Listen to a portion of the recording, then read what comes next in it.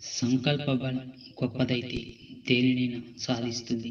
ఈ రోజుల్లో ఏ బంధం గొప్పది కాదు. నీతో అవసరం ఉన్నంత వరకే ఏ బంధమైనా, ఏ బంధుత్వమైనా. అవసరం తీరిపోతే ఏ బంధమైనా భారమే అవుతుంది. ఒక వ్యక్తి ఎంతటి మేధావి అయినా మరుక్షణం ఏం జరుగుతుందో తెలియని అజ్ఞాని అని గుర్తుంచుకో. అబద్ధంలో ఉన్న భయం కంటే ఎక్కువ, తప్పుడు మార్గంలో ఉండే ఆనందం కంటే నిజంలో ఉండే ధైర్యం గొప్పది. నిజాయితీతో ఉండే గర్వం గొప్పది అని గుర్తుంచుకో. ఆవేశంతో పరిగెత్తడం కన్నా ఆలోచనలతో నడవడం ఎంతో మిన్న. నీ జీవితంలో కొన్నిసార్లు ఒంటరిగా నడవాల్సిన సమయం రావచ్చు. కష్టంగానే ఉంటుంది.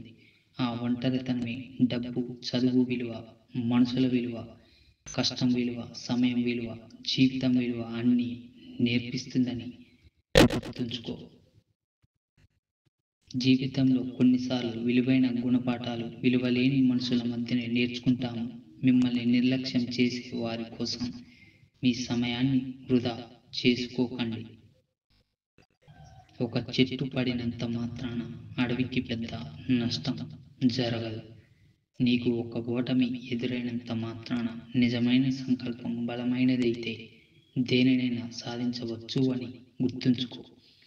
మనిషి అందంగా ఉంటే సరిపోదు, మనసు అందంగా ఉండాలి. చదువు గొప్పగా ఉంటే సరిపోదు, చక్కటి సంస్కారం ఉండాలి. నువ్వు ముందడుగు వేసే ముందు 1కి 100 సార్లు ఆలోచించు.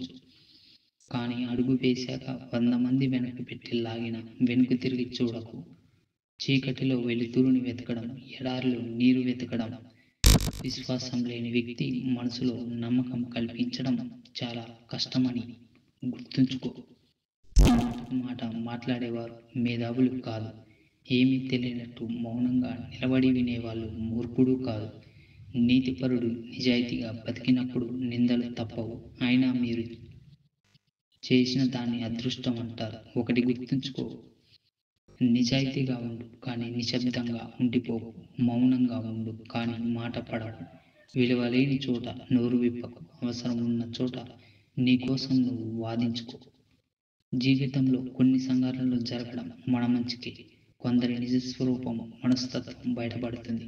అవి మొదట బాధనిచ్చినా సరే జీవితాంతం ఎడవాల్సిన బాధను దూరం చేస్తాయి. మంచితనంతో ఉండాలి, మంచి మనసుతో ఆలోచించాలి. ఎవరిని తక్కువగా మాట్లాడకూడదు, ఎవరిని బాధించకూడదు. మన సమస్యలకు సమాధానం మన దగ్గరే ఉంటుంది. కేవలం ఎదుటివారి దగ్గర సలహాలు మాత్రమే ఉంటాయి అని గుర్తుంచుకో.